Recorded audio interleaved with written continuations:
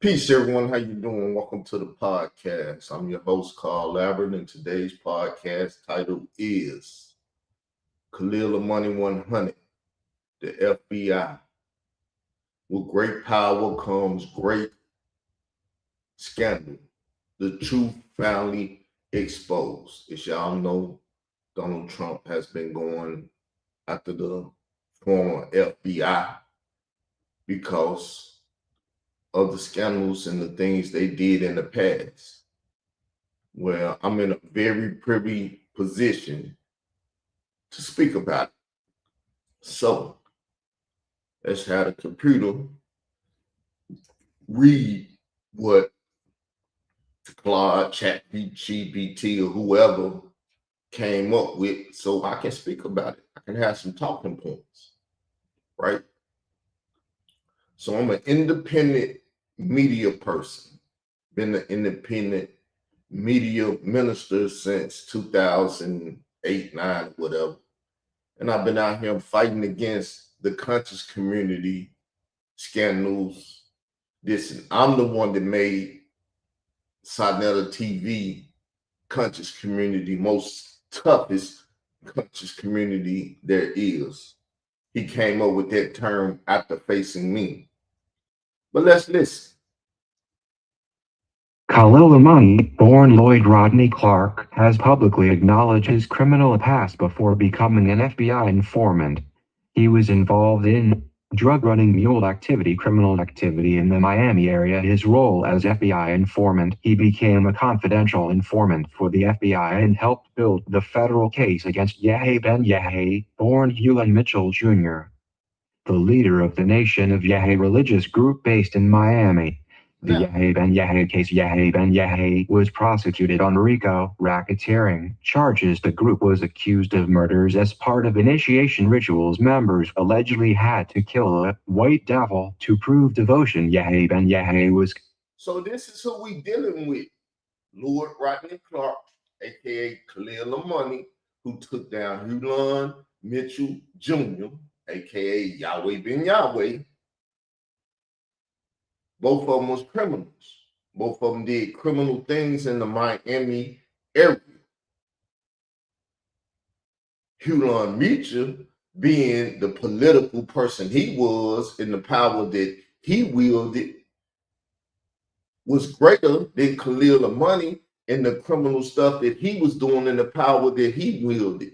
Because he get on here bragging, talking about how he was having orgies and stuff with women because he would give them cocaine and they like the cocaine, so they'd eat each other out and do all this stuff and everything. You know, get the young guys loving him like, you did all that? You was a big drug mule, you was robbing everything. He told his story, he glamorized his criminal past. So we're gonna let the computer read some more. Convicted in 1992, he was released in 2001 and died in 2007. The credibility question, the core issue many critics raise is, should a person with a criminal background be the star witness in a major federal case? So that's the question. Should a person with a criminal background, aka Lord Rodney Clark, Khalil Amani, be the star witness in a major federal case? Because that's what he was. He might not have been the biggest star witness, but he was a star in that case. And some of what he said took Yahweh Ben Yahweh down, but he was a criminal talking against another criminal. What is that called in the street, people? I won't even give it a terminology. I say this, it ain't blowing a whistle. That's why he said we not the same. He went in that office and told him Yahweh Ben Yahweh to get him something out of it. He wasn't incentivized by doing right. He was incentivized by getting this stuff dropped on him. And he act like he big and bad and I done told my story. Nigga, I don't care what you did. You's a no good piece of SHIT. In the government, in these YouTube streets, in your personal life and everything else. I don't care how you cleaned it up after you went lied on that man and told on that man and whatever you did to that man, bearing false witness or whatever, which are things against God. And I done made you look like a piece of SHIT worse than her son Campbell. And both of y'all criminals, because he took a picture to murder the boy, and the FBI man said that is a crime, but the FBI never looked into the crime. Tell me I'm lying. You ain't got to tell me nothing, because I know what I know, and I'm saying what I'm saying, and not afraid and not apologetic about it. So let's finish the conversation.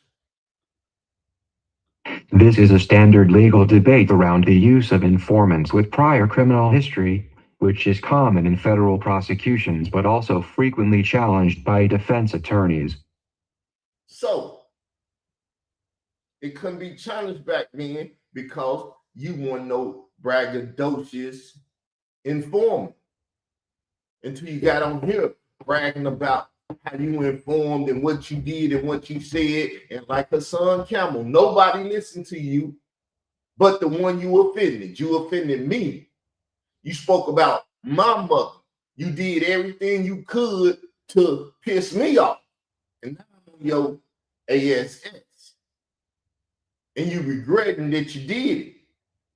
You should have took me in the same position you gave me when I asked you to debate. I'm not debating that nigga. I don't care what's going on. You should have took that position from the front, but you think you better than me.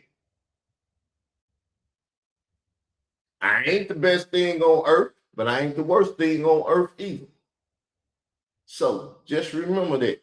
And whenever you feel like talking, make a video, say something, and I'll be on your ASS again. I'm out. Peace, love, in Jesus' name, y'all.